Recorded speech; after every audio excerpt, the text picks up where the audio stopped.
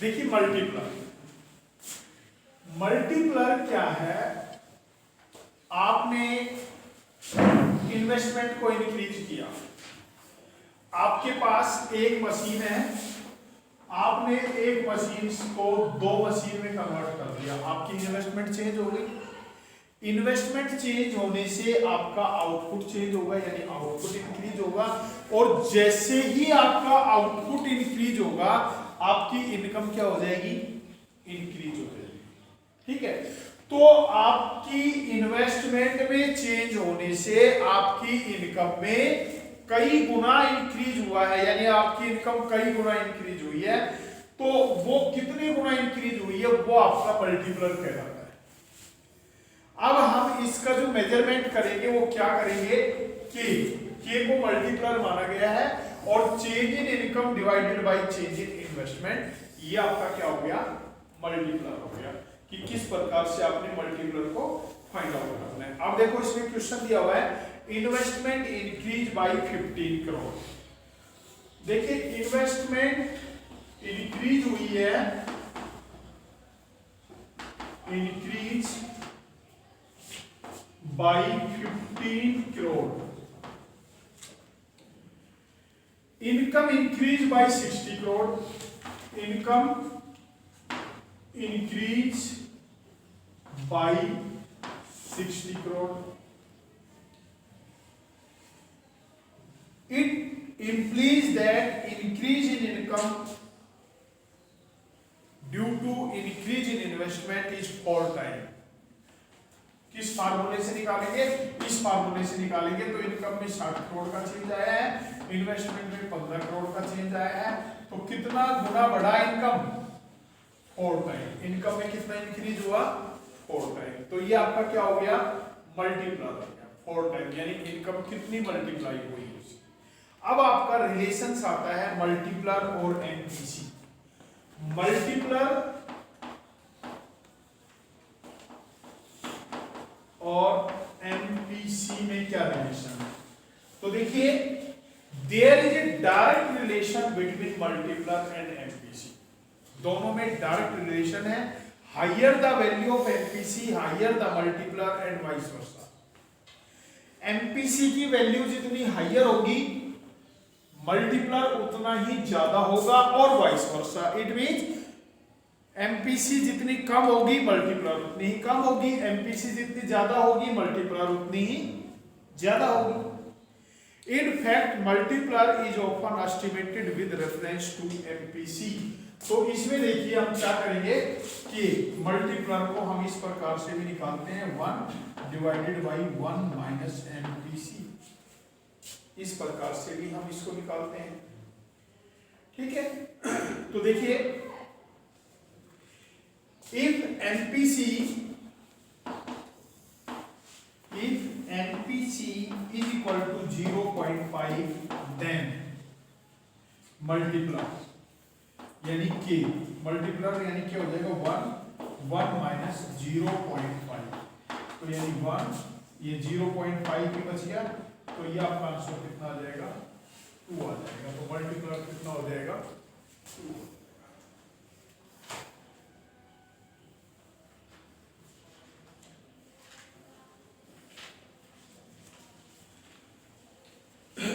Let us understand the logic behind the direct relation between MPC and multiplier.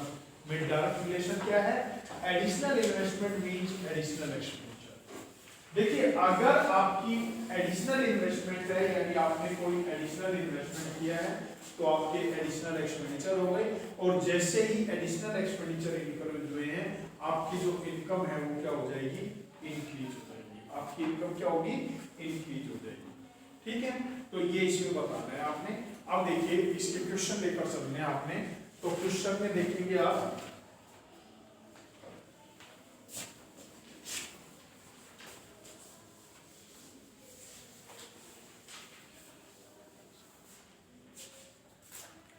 in an economy government makes some additional investment, find its value when MPC is 0.5 and increase in income 1000। देखिए आपका क्या दिया हुआ है, NPC दिया हुआ है 0.5 और चेंज इन इनकम दे रखा है 1000 रुपीज। आपने अब देखिए फार्मूले में चलना है, K is equal to change in investment divided by change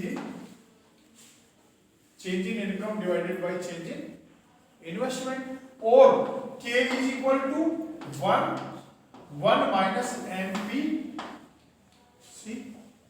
तो देखिए सबसे पहले इस फार्मूले में रखेंगे K is equal to 1 minus 0.5। तो इसको सॉल्व करेंगे तो K की वैल्यू कितनी आएगी, K की वैल्यू कितनी आ गई, 2 आ गई। अब देखो इस फार्मूले में K तो 2 आ गया, इनकम में 1000 चेंज हुआ है, तो चेंज इन इन्वेस्टमेंट निकालेंगे तो क्रॉस मल्टीप्लाई करेंगे तो आपकी चेंज इन इन्वेस्टमेंट कितनी आ जाएगी, 500। चेंज इन इन्वेस्टमेंट कितनी आ गई, 500 आ गई। तो इस प्रकार से आपकी एडिशनल इन्वेस्टमेंट आप निकालेंगे कि आपकी एडिशनल इन्वेस्टमेंट क्या है। एमपीसी दे रखा है 0.75, MPC 0.75। Investment how much additional investment is required to increase income by 1600। Income में चेंज आया है 600।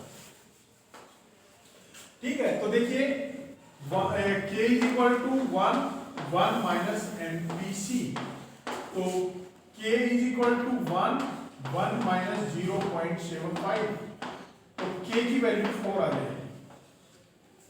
K की वैल्यू क्या आ गई, 4 आ गई।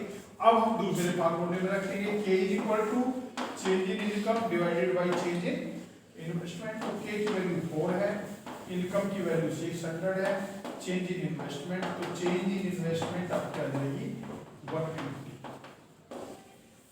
ये इन्वेस्टमेंट में चेंज हो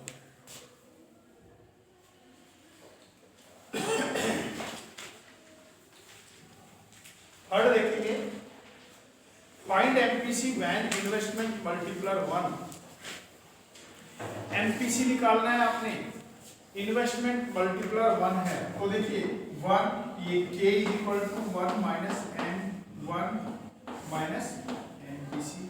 अब आपका ये 1 दिया हुआ है 1 माइनस एमपीसी, तो देखिए क्रॉस मल्टीप्लाई करेंगे 1 minus MPC is equal to 1। ठीक है, तो एमपीसी इधर आ जाएगा, एमपीसी इधर आ जाएगा, तो ये इधर आ जाएगा, तो ये 0 बचेगा। एमपीसी क्या बचेगा, 0 बचेगा। अगर आपका मल्टीप्लर 1 है तो एमपीसी की वैल्यू क्या हो जाएगी, 0 हो जाएगी। इसके बाद देखिए find the value of multiplier when MPC is equal to MPS. MPC और एमपीएस एक दूसरे के बराबर है, तो देखिए MPC plus MPS is equal to 1, दोनों क्या होते हैं, इक्वल होते हैं। ठीक है, तो इसमें क्या है, when MPC is equal to MPS each parameter must be equal to 0.5। जब दोनों एक दूसरे के बराबर हैं तो आधा आधा हो गया भाई, ये और ये दोनों बराबर है, इट मींस ये भी 0.5 हो गया और ये भी 0.5 हो गया, तभी तो एक बनेगा ना, जब दोनों को एक दूसरे के बराबर ले रहे हैं तो। ठीक है, तो अब यहां वैल्यू निकाल लेंगे K equal to 1 divided by MPS. अगर यहाँ एमपीएस रखते हैं तो 1 माइनस करने की आवश्यकता नहीं है। ठीक है, तो K की वैल्यू क्या आ जाएगी, 1 0.5 इज इक्वल टू 2, और एमपीसी से निकालेंगे तो K is equal to 1 minus MPC, तो ये हो जाएगा K 1 माइनस 0.5, तो ये वैल्यू 2 आएगी, तो दोनों एक दूसरे के क्या आ जाएंगे, in an economy income increase by 10,000 as a result rise in investment expenditure by ₹1,000. Calculate investment multiplier and marginal propensity to consume. अब देखिए इनकम में कितना इंक्रीज हुआ है, 10,000। इन्वेस्टमेंट में कितना इंक्रीज हुआ है, 1,000। ठीक है, मल्टीप्लर निकालेंगे तो तो change in income divided by change in investment, तो 10,000 डिवाइडेड बाय 1,000, तो कितना इंक्रीज हुआ है? 10 का इंक्रीज हुआ है। ठीक है, अब आपने क्या निकालना है? एमपीसी। तो K is equal to 1 minus MPC, तो देखिए 10 1 माइनस एमपीसी, क्रॉस मल्टीप्लाई करेंगे तो 10 एमपीसी इज इक्वल टू 1, तो 10 MPC is equal to 1 minus 10 MPC is equal to -9, और माइनस से माइनस कट गया, तो एमपीसी इज इक्वल टू 9/10, 0.9, ये एमपीसी की वैल्यू आ जाएगी। अगर इसी क्वेश्चन में आपसे पूछ लिया जाए कि आपने एनपीएस की वैल्यू निकालनी है, तो एनपीएस क्या होता है? NPS plus MPC is equal to 1, तो NPS plus 0.9 is equal to, तो एनपीएस कितना आ जाएगा? 0.1 आ जाएगा।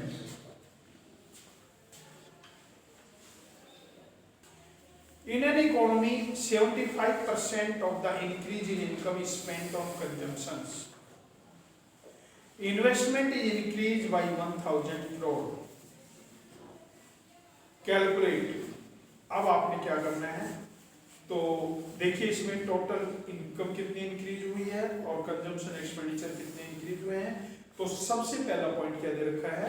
75% of the income increase in income is spent on consumptions, यानी एमपीसी 75%, यानी ये है एमपीसी 75%, यानी 0.75 हो गया।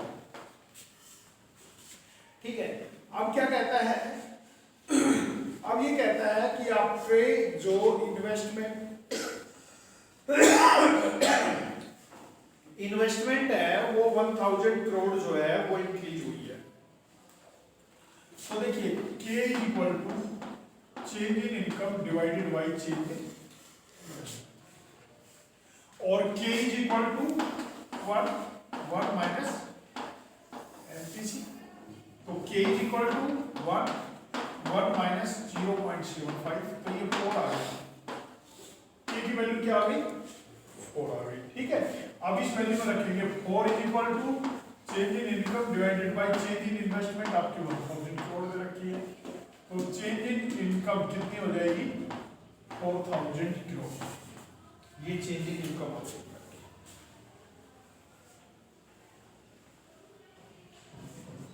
ठीक है, 4000 करोड़ क्या आ गई? Change in income. अब कंजम्पशंस, कंजम्पशंस 75% है, इनकम का कितना परसेंट है? 75% है, तो 4000 इंटू 75%, कंजम्पशन एक्सपेंडिचर आ जाएंगे 3000 करोड़।